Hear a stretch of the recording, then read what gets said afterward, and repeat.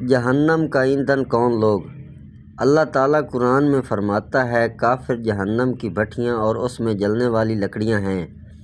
ان ظالموں کو اس دن کوئی عذر معذرت ان کے کام نہ آئے گی۔ ان پر لعنت ہے اور ان کے لیے برا گھر ہے۔ ان کے مال ان کی اولادیں بھی انہیں کچھ فائدہ نہیں پہنچا سکے گی، اللہ تعالیٰ کے عذاب سے نہیں بچا سکیں گے، جیسا اور جگہ فرمایا سورۃ النساء 82 نمبر آیت۔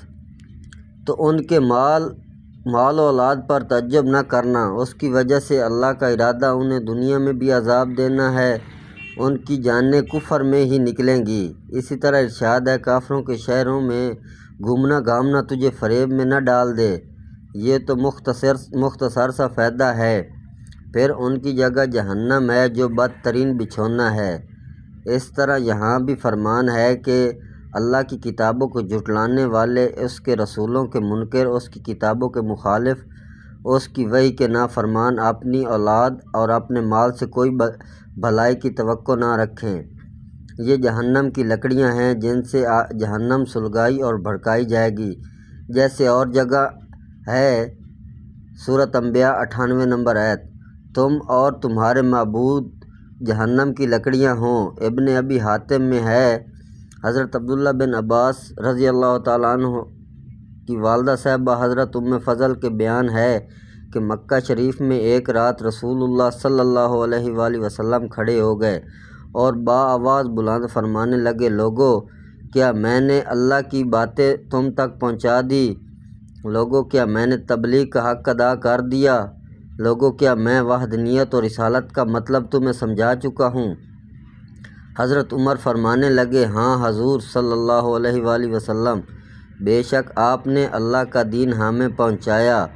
پھر جب صبح ہوئی تو آپ نے فرمایا، سنو اللہ کی قسم اسلام غالب ہوگا اور خوب پھیلے گا، یہاں تک کہ کفر اپنی جگہ جا چھپے گا، مسلمان اسلام اپنے قول و عمل میں لیے سمندروں کو چیرتے پھاڑتے نکل جائیں گے اور اسلام کی اشاعت کریں گے۔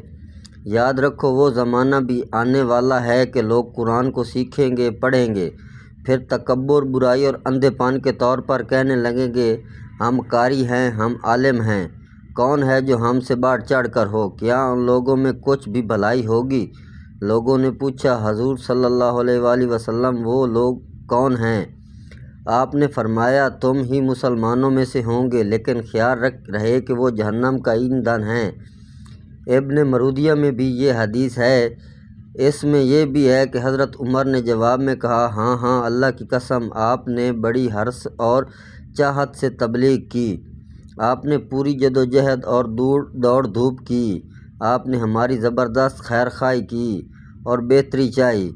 پھر فرماتا ہے، جیسا حال فرعونوں کا تھا، جیسے کرتوت ان کے تھے، لفظ داب حمزہ کے جزم سے بھی آتا ہے اور حمزہ کے زبر سے بھی آتا ہے، جیسے نہر اور نہر۔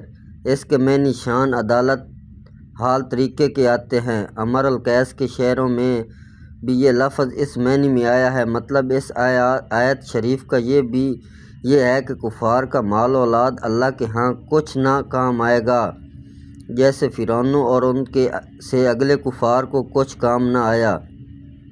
اللہ کی پکڑ سخت ہے، اس کا عذاب دردناک ہے، کوئی کسی طاقت سے بھی اس سے بچ نہیں سکتا، نہ اسے روک سکتا ہے۔ وہ اللہ جو چاہتا ہے، ہر چیز اس کے سامنے حقیر ہے، نہ اس کے سوا کوئی معبود، نہ رب۔